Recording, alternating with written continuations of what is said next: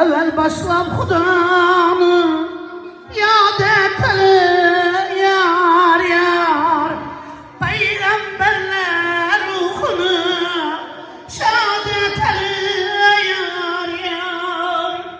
Evvel başlam Huda'nı şişine bir parçanı böyle yaratkan Allah'ı yad etelim yar yar. Haftiyeğini ortası tebarektür yar yar. Herkes her bikim, el bikimli toylar mübarektir yar yar. Mübarekler eyleyey bir barım yar yar.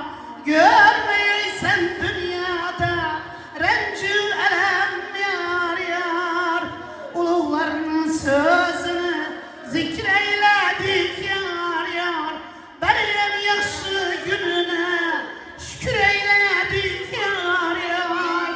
Uluğlarının sözünü kıldık tamam yar yar. Olacak yerlerimize 12 imam yar olgay Hudayım. Hemmenize yar bulay 12 imam yar yar. İlahi amin. Başla yatırgan toylarınız on bulsun. Hudayım gel yatırgan gelinlerine hizmetleri buyurgay.